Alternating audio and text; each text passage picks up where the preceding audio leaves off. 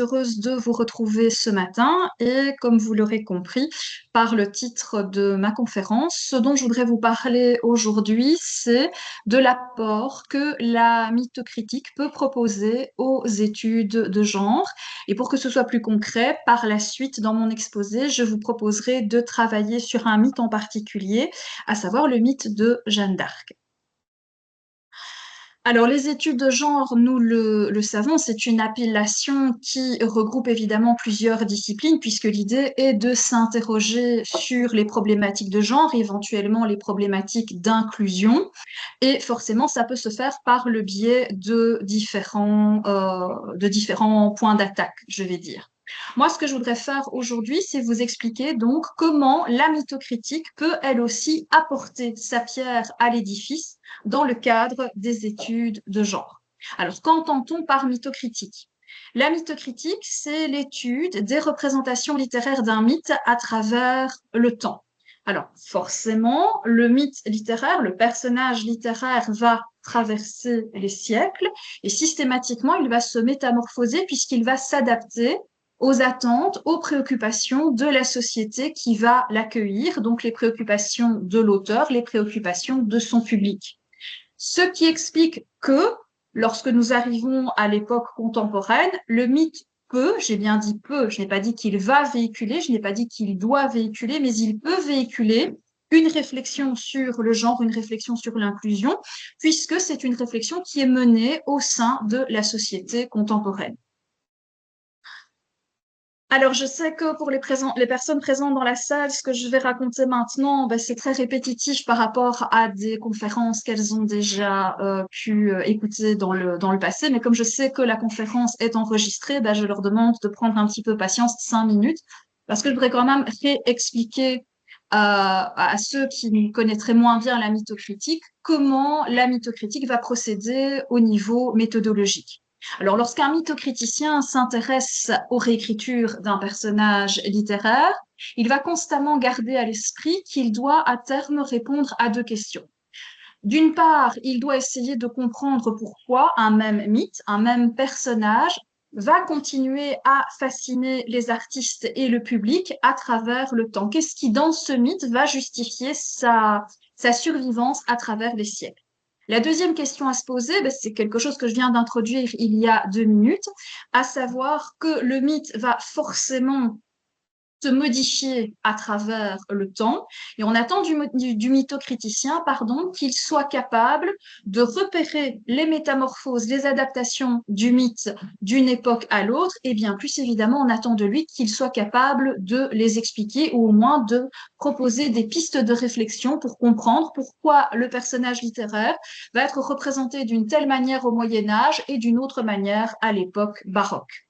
Pour pouvoir répondre à ces deux questions, le mythocriticien va chercher dans un premier temps à identifier la première apparition littéraire ou écrite du mythe. L'idéal est évidemment de repérer la première incarnation littéraire du personnage, donc sa première mise en fiction. Ça va constituer le point de départ de la recherche et à partir de là, le chercheur va reconstituer tout son corpus d'études. Il n'est pas toujours évident de savoir quelle est exactement la première œuvre de fiction qui va mettre en scène le personnage. Dans ce cas-là, on va essayer au moins de pouvoir identifier sa première apparition écrite, même si ce n'est pas dans un texte de fiction. Comme je vous l'ai dit il y a un instant, à partir de ce point de départ, le chercheur va reconstituer son corpus d'études. Son corpus d'études, il est absolument immense parce que il va rassembler l'ensemble des œuvres de fiction sans distinction de genre. Je parle ici évidemment de genre d'un point de vue littéraire, hein, nouvelles, romans, poésie, etc. Donc le chercheur va rassembler l'ensemble des œuvres de fiction qui vont mettre en scène le personnage qu'il étudie, qu'il soit personnage secondaire, personnage principal ou même un personnage largement périphérique. Et c'est à partir de là qu'il va mener son analyse. Et ce corpus, normalement, doit être constitué sans distinction de temps, donc du point de départ jusqu'à l'époque actuelle, et sans distinction non plus géographique. Il va de soi que ça, c'est la théorie, et qu'en pratique, c'est tout simplement impossible. D'une part, parce que le corpus serait évidemment beaucoup trop vaste à gérer. D'autre part aussi, parce que cela exigerait du chercheur la capacité de comprendre des textes écrits dans des langues tout à fait diverses et variées. impossible également. Raison pour laquelle, en mythocritique, on ne va jamais réaliser l'étude complète d'un mythe littéraire, mais chaque chercheur, ou parfois chaque équipe de chercheurs, va proposer de travailler sur une partie du corpus et va amener ainsi sa pierre à l'édifice. Donc, on ne va pas étudier la représentation du mythe dans la littérature, mais on va se focaliser sur un corpus plus restreint. Sinon, tout simplement, on ne publierait jamais. Alors, comme je vous l'avais annoncé en introduction, moi, je vais vous expliquer comment la mythocritique peut apporter quelque chose à la réflexion sur le genre, en me focalisant sur un cas concret pour que ma démonstration soit plus facile à suivre. Et j'ai décidé aujourd'hui de vous parler des réécritures de Jeanne d'Arc dans la littérature contemporaine. Alors ici, nous avons un mythe littéraire qui est issu de l'histoire. Jeanne d'Arc est un personnage qui a réellement existé et qui a pris une part importante, en tout cas au niveau symbolique, dans un conflit médiéval qui s'appelle la guerre de Cent Ans et qui a opposé la France et l'Angleterre, comme le nom de la guerre l'indique, pendant une centaine d'années, avec de temps à autre des périodes de trêve. Alors, forcément, la guerre de Cent Ans, c'est une problématique politique du Moyen Âge que connaissent très bien habituellement les Français et les Anglais. C'est peut-être moins le cas en Espagne, donc je vous propose un rapide rappel du contexte de cette guerre de Cent Ans, qui, à mon sens, est nécessaire pour que vous compreniez très clairement comment le personnage de Jeanne d'Arc va pouvoir agir dans ce contexte politique particulier. Ce sera évidemment de l'histoire à la grande louche. Je vais vraiment me limiter aux aspects principaux. Alors, la guerre de Cent Ans. Il était une fois un roi de France qui s'appelait Philippe le Bel. Philippe le Bel va régner sur la France, vous le voyez, durant le dernier tiers du XIIIe siècle et le premier quart du XIVe siècle. Au moment de sa mort, 4 de ses enfants ont atteint l'âge adulte. Lorsque Philippe le Bel meurt, en toute logique, c'est son fils aîné qui monte sur le trône de France. Bon, non seulement on est dans un système patriarcal qui va systématiquement donner la prééminence aux hommes, mais en plus de cela, en France, les femmes ne peuvent pas accéder au trône. Donc quand on parle de reine de France, ce sont systématiquement des épouses de rois. Mais elles ne peuvent pas régner. Donc à la mort de Philippe le Bel, c'est son fils Louis le Hutin, son fils aîné, qui va monter sur le trône. Mais il meurt assez rapidement, 2 ans après son père, et lorsqu'il meurt, il n'a pas de descendance mâle. Dans ce cas-là, ce que l'on fait, c'est qu'on va rechercher le frère le plus âgé du roi qui vient de mourir. Dans ce cas-ci, c'est Philippe le Long, et la couronne ira à Philippe le Long, qui meurt quelques années plus tard, lui aussi sans descendance mâle.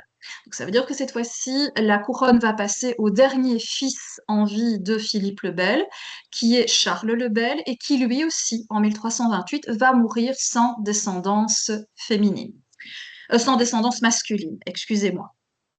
Mais par conséquent, du point de vue des Français, et je dirais entre guillemets de la législation française de l'époque, il va se falloir rechercher le descendant mâle le plus proche de Philippe le Bel. Avant toutefois de vous présenter le partisan donc de la cause française, une pause pour vous expliquer ce que vient faire l'Angleterre dans cette situation. Philippe le Bel, donc comme je vous l'ai dit, lorsqu'il meurt, a 4 enfants adultes en vie, 3 fils dont je viens de vous parler, mais il y a également une fille. Cette fille, c'est Isabelle de France, qui a épousé le roi d'Angleterre. Donc elle est reine d'Angleterre par son mariage. Isabelle de France et Édouard II d'Angleterre ont eu plusieurs enfants, et à la mort d'Édouard II d'Angleterre, forcément, c'est son fils aîné qui va monter sur le trône, Édouard III d'Angleterre. Et les Anglais diront que Édouard III, parce qu'il est le petit-fils de Philippe le Bel, est le descendant direct de Philippe le Bel et que c'est lui qui doit hériter de la couronne de France. Les Français vont rétorquer que c'est impossible puisque oui, Édouard III est le petit-fils de Philippe le Bel, mais par une fille. Or, la couronne ne peut pas transiter par une fille. Dès lors, qui est le prétendant légitime au trône de France du point de vue des Français? Revenons à Philippe le Bel, puisque tous ses enfants mâles sont morts sans descendance mâle, il nous faut rechercher le frère de Philippe le Bel, le plus âgé. Il s'agit de Charles de Valois. Or, lorsque Charles, le fils de Philippe le Bel, donc lorsque Charles le Bel meurt sans descendance masculine, Charles de Valois, lui, est déjà décédé. Par conséquent, il ne peut pas hériter de la couronne, mais c'est son fils aîné, Philippe VI de Valois, qui va hériter de la couronne. Donc nous avons deux prétendants pour la couronne de France au XIVe siècle, Édouard III pour le parti anglais et Philippe VI de Valois pour le parti français. Et durant toute la guerre de Cent Ans, vous allez avoir une opposition entre les descendants directs d'Édouard Plantagenet et les descendants directs de Philippe de Valois pour obtenir la couronne de France.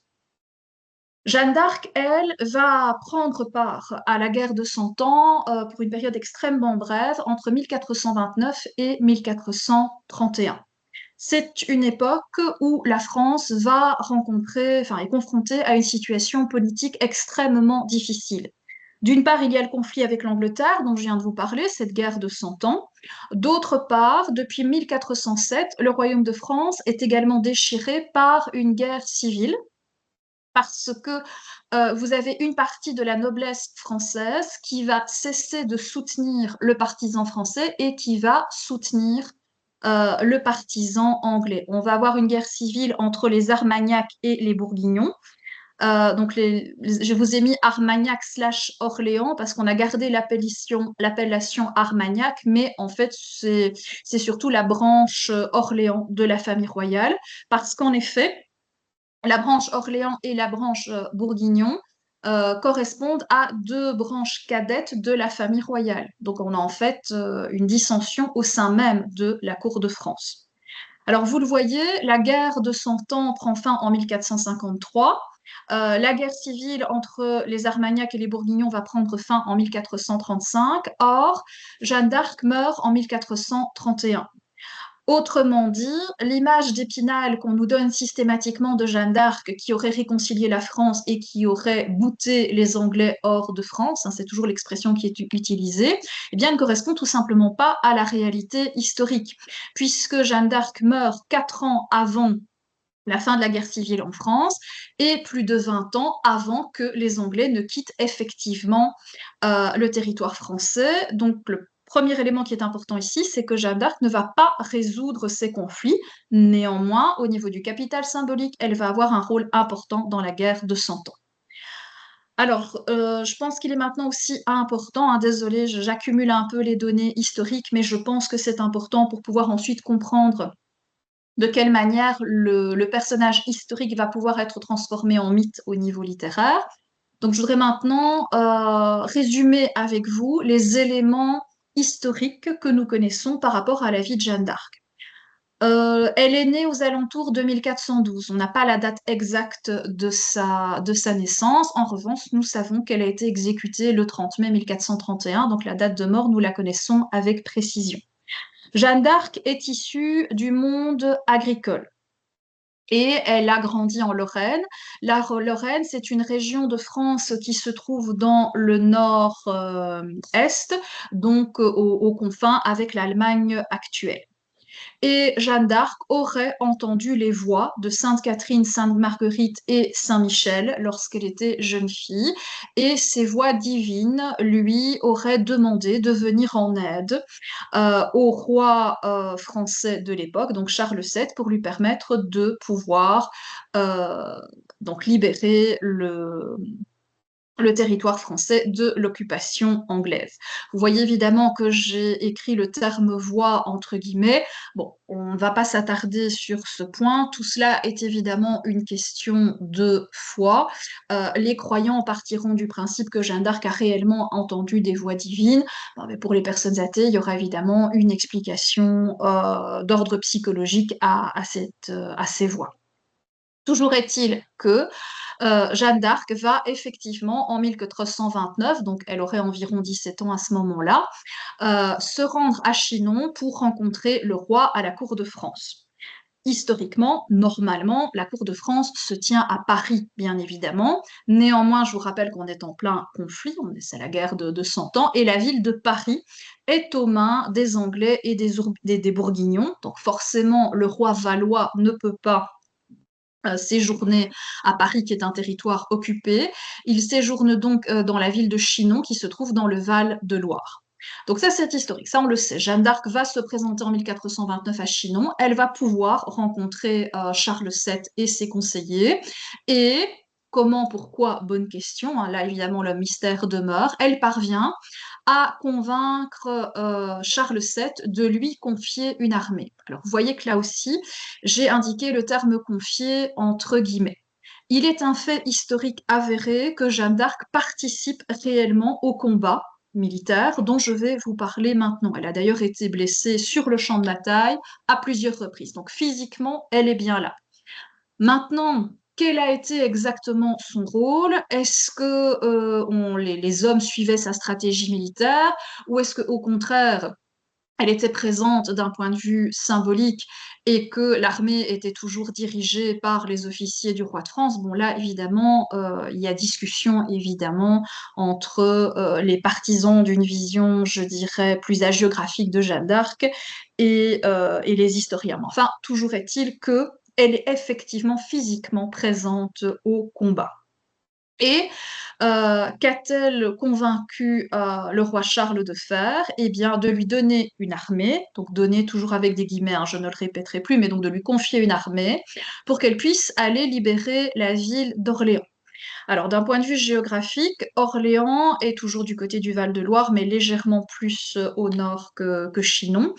Et Orléans est sur le chemin que devrait comment dire, emprunter Charles VII pour se rendre à Reims et se faire sacrer à Reims. Un instant ici pour parler du sacre du roi de France à Reims. Nous sommes dans une société où la religion a énormément d'importance, où la symbolique, le capital symbolique ont énormément d'importance. Or, le véritable sacre du roi de France doit toujours avoir lieu dans la cathédrale de Reims. Pourquoi? Parce que c'est à Reims, en Champagne, que se trouve l'ampoule qui contient l'huile sacrée du sacre. Et pourquoi cette huile est-elle particulièrement sacrée? Parce que selon la légende, c'est Dieu qui aurait confié cette, comment dire, cette ampoule à l'Église de France au moment du sacre du premier roi français. Donc il y a un capital symbolique ici extrêmement important. Le prétendant au trône de France anglais, qui est Henri VI Plantagenet à l'époque, c'est un jeune enfant, a été sacré à Paris, roi de France, mais au niveau du capital symbolique, ça n'arrive évidemment pas à la cheville d'un éventuel sacre à Reims. Pourquoi ne s'est-il pas fait sacrer à Reims? Parce que c'est une ville qui est encore tenue par les partisans de Charles VII. Donc la difficulté de Charles VII, c'est simplement de se rendre de Chinon à Reims pour pouvoir se faire sacrer. Et c'est à ce niveau-là que Jeanne d'Arc va intervenir. Et au niveau symbolique, c'est extrêmement important pour l'époque.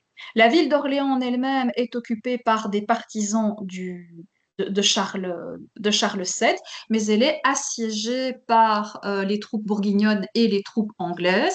C'est un point stratégique militaire extrêmement important parce que si Orléans tombe, ça veut dire que les Bourguignons et les Anglais qui se trouvent dans le nord de la France vont pouvoir envahir tout le sud qui est resté français. Donc effectivement, Jeanne d'Arc accompagne une armée qui va pouvoir libérer Orléans.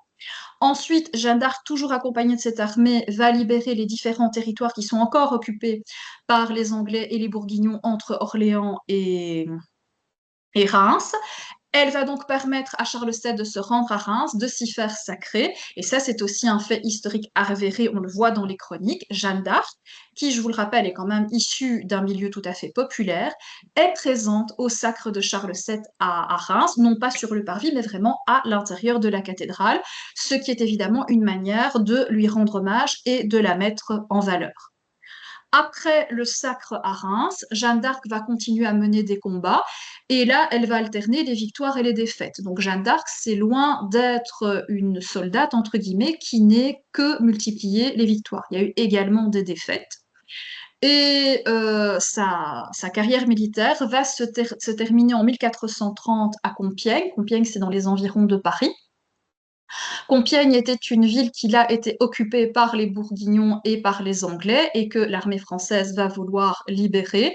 Et c'est devant les remparts de Compiègne que Jeanne d'Arc va être arrêtée. Enfin, arrêtée, va être faite prisonnière plutôt par les Bourguignons et ensuite vendue aux Anglais. Alors là aussi, deux mots d'explication sur ce terme vendu. On ne mène pas la guerre au Moyen Âge comme on le fait aujourd'hui. Lorsque une armée fait des prisonniers, les hommes qui sont issus du peuple ou de la bourgeoisie sont immédiatement massacrés, puisque le but évidemment est que l'adversaire ait moins de soldats. En revanche, les officiers, qui sont systématiquement des nobles, sont maintenus en vie, sont emprisonnés, et on va contacter la famille de ces nobles en leur disant, écoutez, voilà, nous détenons votre parent un tel, nous fixons sa rançon à tel montant et nous attendons que vous nous versiez cette somme pour pouvoir vous restituer votre parent. Et l'attente de la rançon pouvait parfois durer très, très longtemps. Donc, que le Bourguignon qui s'empare de Jeanne d'Arc la vende, ça c'est tout à fait normal. Normalement, il aurait dû la vendre aux Français, mais puisque on aurait pu penser que le roi de France ait voulu récupérer évidemment Jeanne d'Arc, qui a un capital symbolique très important, mais elle va être vendue aux Anglais parce que les Anglais veulent absolument détruire ce capital symbolique. C'est-à-dire que Jeanne d'Arc, qui entend ses voix et qui soutient le roi de France, est du point de vue des Français un personnage qui a été élu par Dieu, du point de vue évidemment des Anglais, puisqu'elle empêche le roi d'Angleterre de rester sur le trône de France, c'est une hérétique, une sorcière qui reçoit les conseils du diable. Et c'est donc pour cette raison que euh, Jeanne d'Arc va être jugée pour sorcellerie. Elle va être jugée à Rouen. Rouen se situe en Normandie. La Normandie qui, à l'époque, est occupée par les Anglais. Et au terme de ce procès, elle va effectivement être condamnée pour sorcellerie, pour hérésie. Et elle mourra sur le bûcher le 30 mai 1431. Évidemment, toujours au niveau du capital symbolique, partir du principe, enfin, faire savoir que Charles VII a été secondé par une femme qui a été condamnée pour sorcellerie, c'est évidemment tout à fait avantageux pour les Anglais, mais c'est extrêmement insultant et problématique pour les Français.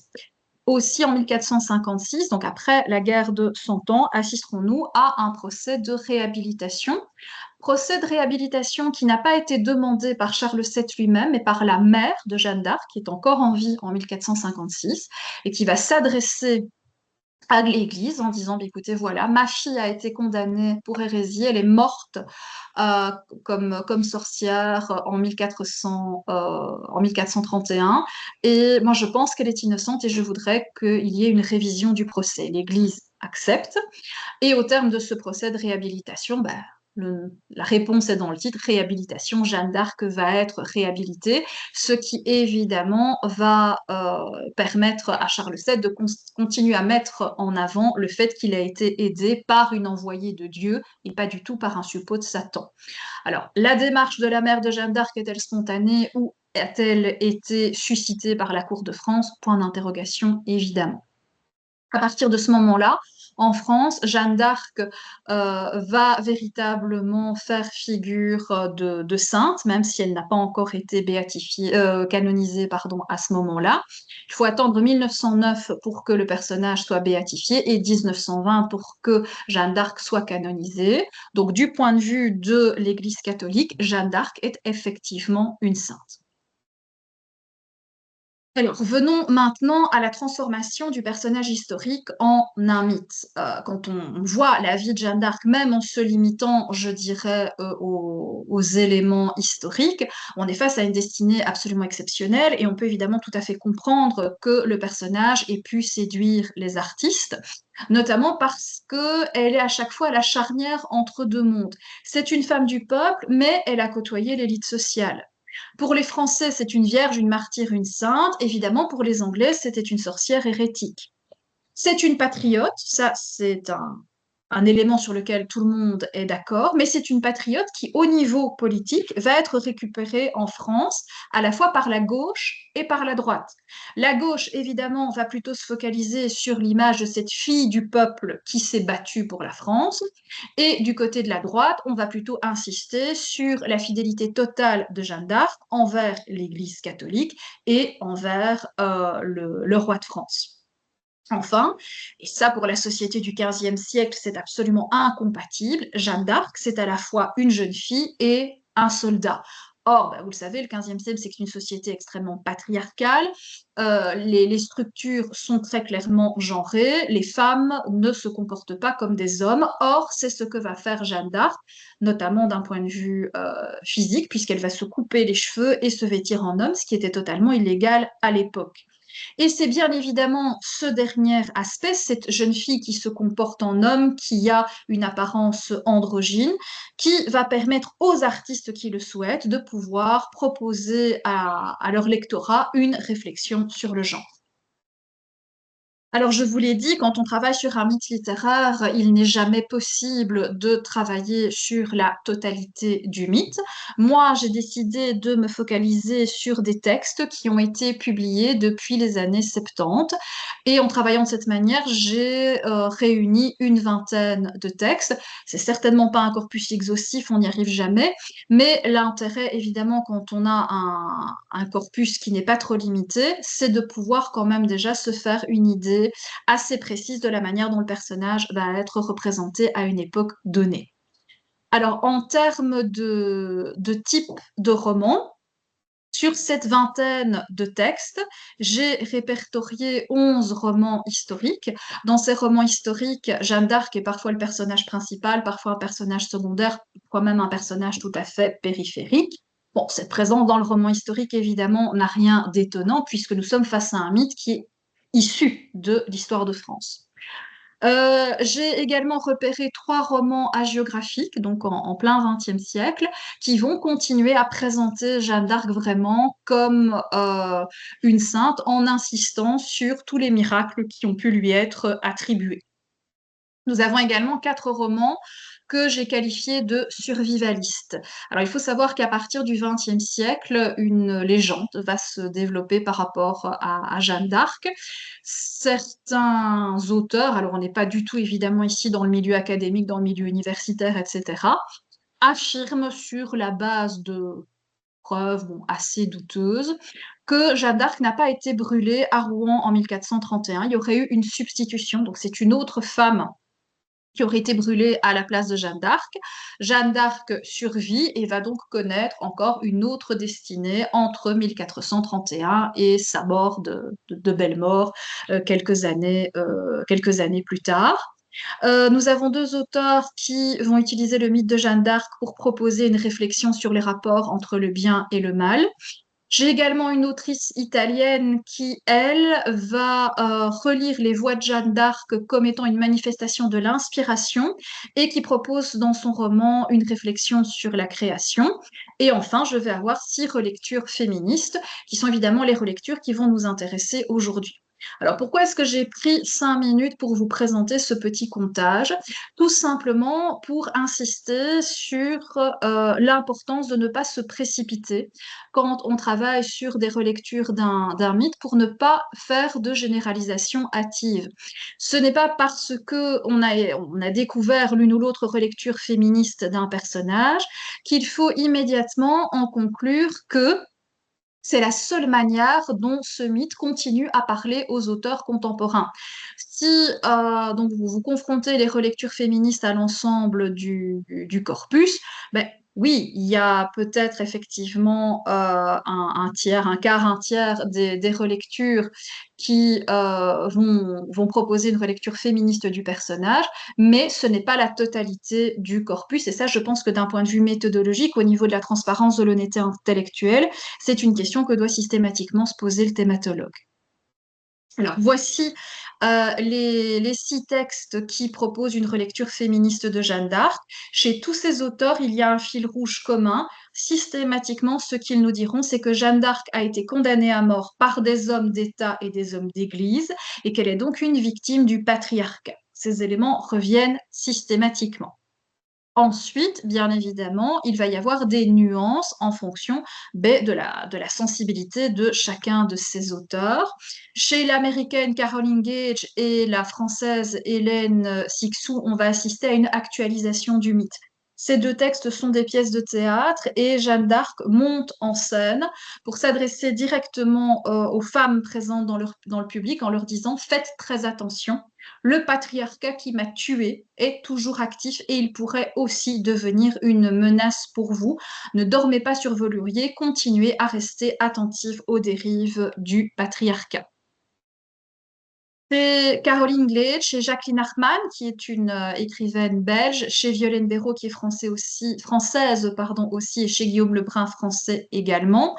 Il y aura en plus de ça une insistance sur l'athéisme. Il va y avoir véritablement une remise en cause du mysticisme, du catholicisme, qui sont intimement liés évidemment au mythe de Jeanne d'Arc. Chez Caroline Gage et chez Guillaume Lebrun, qui sont tous les deux homosexuels, il va également y avoir une réflexion sur l'homosexualité, sur le lesbianisme. Donc, il y a une défense comment dire, des femmes et une défense également des personnes homosexuelles. Pour des raisons de temps, évidemment, j'ai pas la possibilité de vous présenter tous ces textes. J'ai décidé de me focaliser sur le texte de Guillaume Lebrun, Fantaisie guerrière. Pourquoi? D'une part parce que c'est le plus récent de ces textes et qu'il me semblait intéressant de travailler avec vous ce matin sur une réécriture tout à fait contemporaine. Et également parce que, à mon sens, c'est une réécriture qui, au niveau là purement littéraire, esthétique, est particulièrement intéressante en raison des choix qu'a posé l'auteur à plusieurs niveaux et dont je vais vous parler maintenant. Guillaume Lebrun publie donc Fantaisie guerrière. Je vais revenir sur cette orthographe dans un instant, en 2002. Plusieurs interviews de Guillaume Lebrun sont disponibles sur Internet et systématiquement, ce qu'il mettra en avant, ça a été sa volonté de créer une Jeanne d'Arc queer, donc finalement une Jeanne d'Arc qui lui ressemble, et de l'opposer à la Jeanne d'Arc du Front National. Je vous l'ai expliqué précédemment, Jeanne d'Arc va dans un premier temps servir d'étendard à la fois à la gauche et à la droite française, mais à partir, je dirais plus ou moins, de la Première Guerre mondiale, il va vraiment y avoir une récupération de Jeanne d'Arc par la droite et par l'extrême droite. Et c'est face à ce monopole de l'extrême droite sur Jeanne d'Arc que Guillaume Lebrun va vouloir prendre position. Il veut donc mettre en scène une Jeanne d'Arc queer.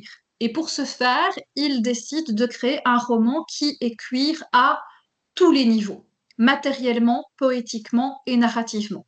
Alors, matériellement, là, c'est juste un petit clin d'œil, c'est qu'il a bien insisté pour que la couverture de ses fantaisies guerrières soit rose. Je vous montrerai la couverture dans un instant. Mais il va également travailler au niveau de la forme et du fond pour que le roman soit queer, donc bizarre, chamarré, etc., à différents niveaux. Je vous propose de nous focaliser dans un premier temps sur l'aspect poétique du roman, sur le style qu'a adopté Guillaume Lebrun. Le titre l'indique sans encombre, Lebrun va se placer comme un continuateur des travaux de Monique Wittig. Alors Monique Wittig, c'est une féministe française du XXe siècle, qui a publié Les guerrières, donc entre guillemets, la faute d'orthographe de Guillaume Lebrun, on la retrouve déjà chez Monique Wittig. Ce n'est évidemment pas une faute de frappe, hein, on s'en doute, il y a toute une réflexion derrière ce titre. Alors, Les guerrières, moi je dirais, je qualifierais ce texte d'épopée. C'est une épopée en prose qui nous raconte les aventures d'un peuple de femmes qui va lutter pour sa liberté. Et dans le cadre de ce texte, Monique Wittig explique qu'il lui est très difficile en tant que féministe de défendre la cause des femmes en utilisant une langue, la langue française, qui est en fait la langue du patriarcat. Et elle va parfois essayer de travailler sur cette langue pour essayer de se détacher de la langue du patriarcat. C'est notamment ce qui apparaît avec le titre guerrière, où on est entre la guérilla et la guerrière. Et vous voyez donc que la couverture de Lebrun, comme je vous l'avais dit, est bien rose.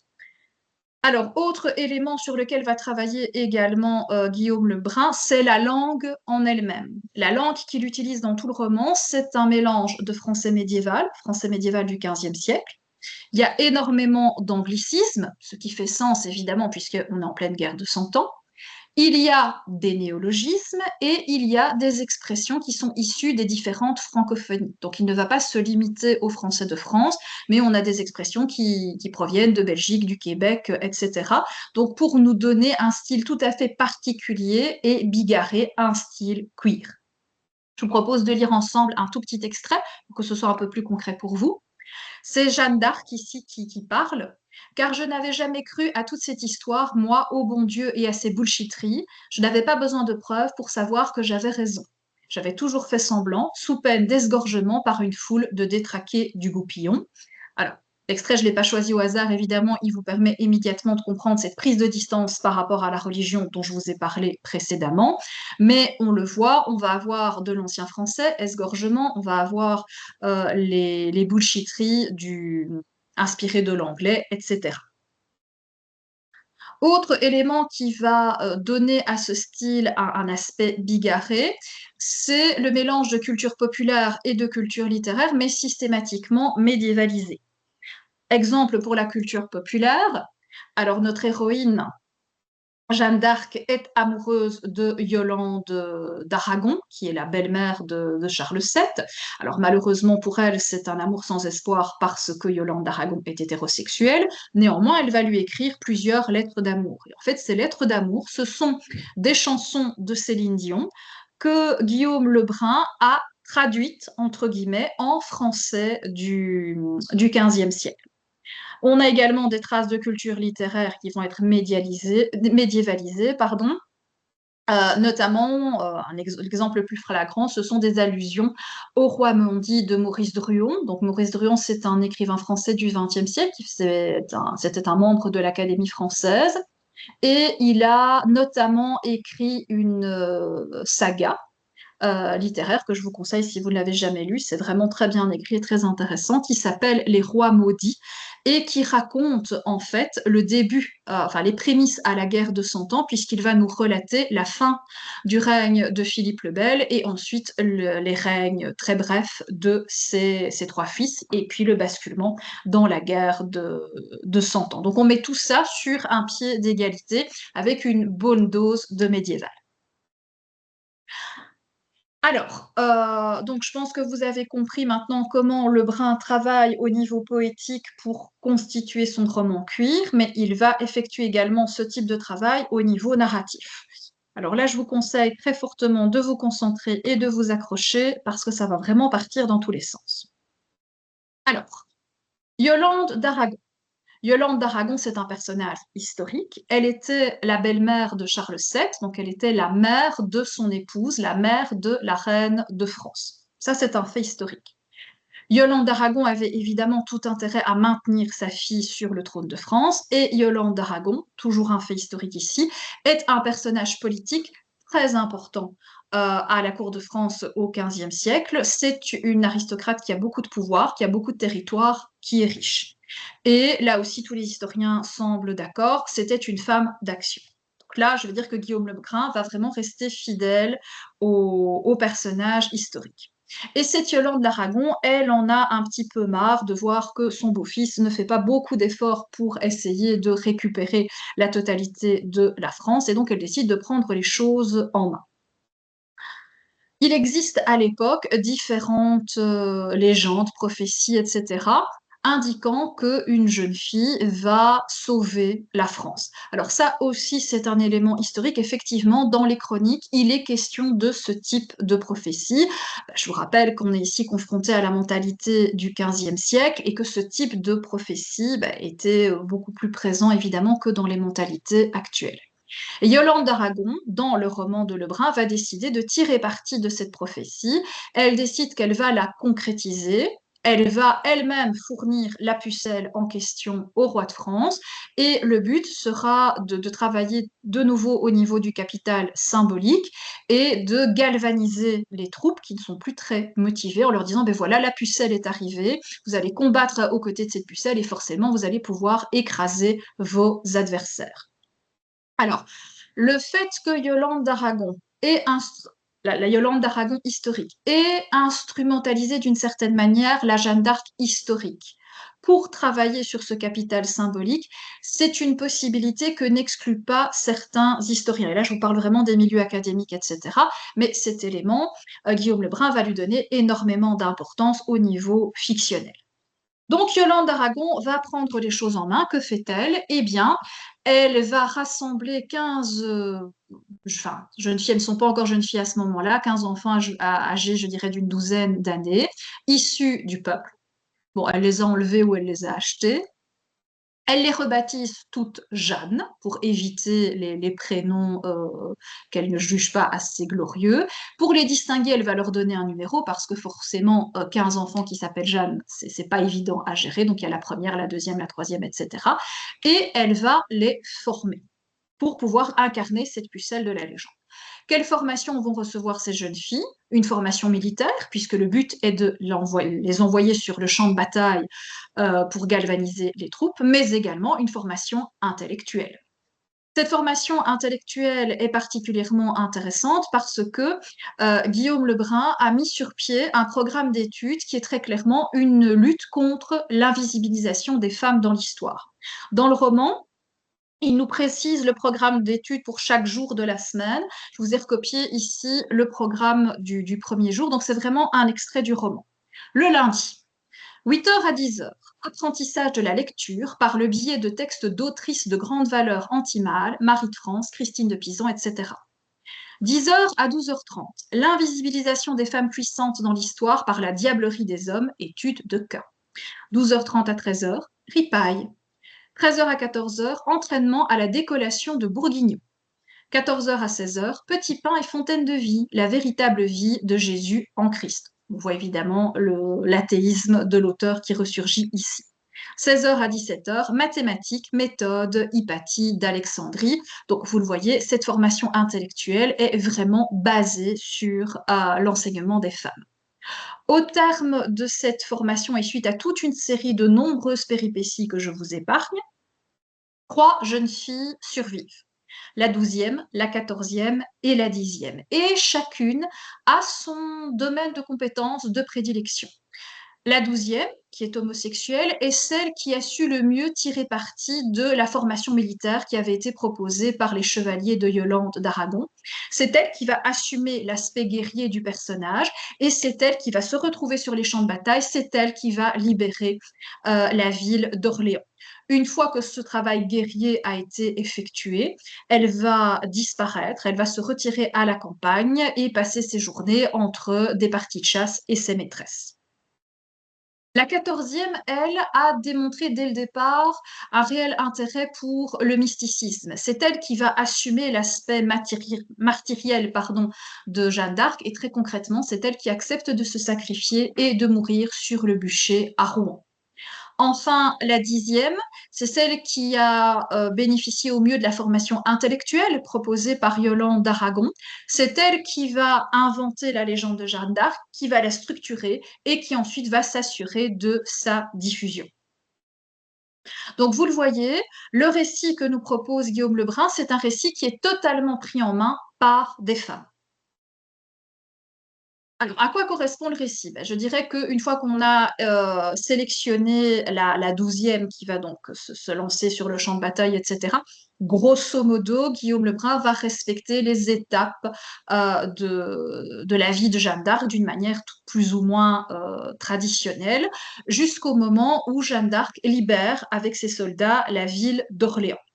Donc, le combat a eu lieu en journée, la ville a été libérée et pendant la nuit, concentrez-vous, restez bien éveillés parce que là, ça devient compliqué.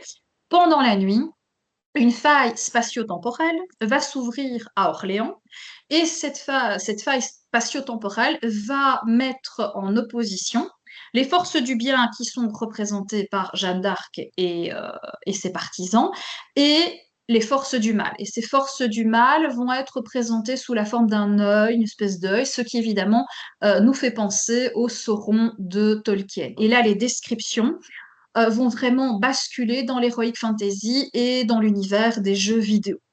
Qui avons-nous du côté des forces du bien? Parce que c'est quand même important. Nous avons les trois Jeanne d'Arc qui sont encore en vie et dont je vous ai parlé précédemment, mais toutes les Jeanne d'Anne mortes qui sont revenues d'entre les morts pour mener la bataille.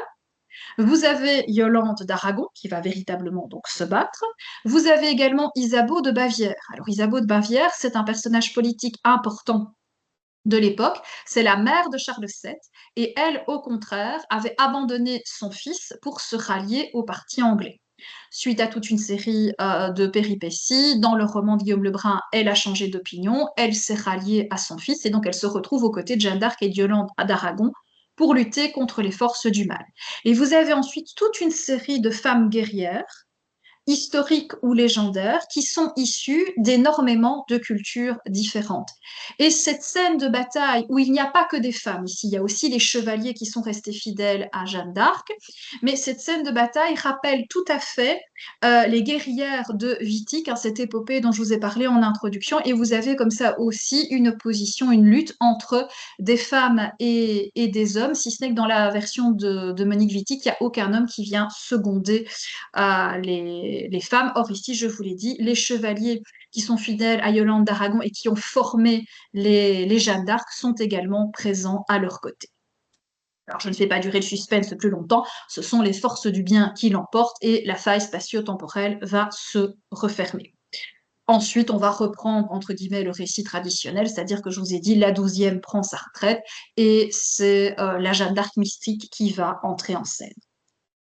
Donc voilà, au terme de ce parcours, j'espère vous avez vraiment permis de comprendre comment Guillaume Lebrun a procédé à tous les niveaux pour constituer un roman queer dans lequel il met en scène une Jeanne d'Arc queer dans le but très clair de remettre en cause la monopolisation du mythe de Jeanne d'Arc par le Front National.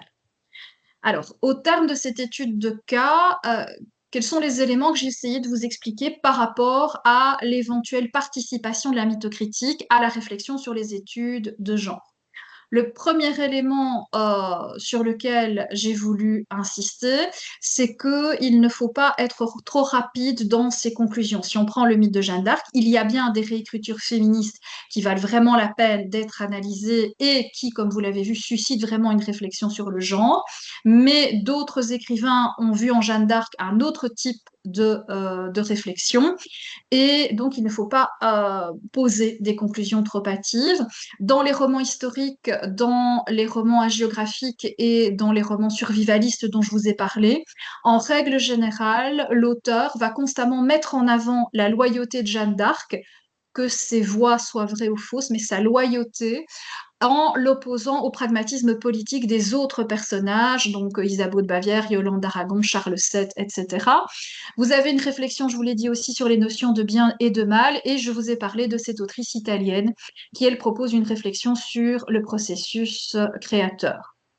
Il faut éviter également des conclusions hâtives par rapport au profil des auteurs et des autrices qui proposent des relectures féministes du mythe.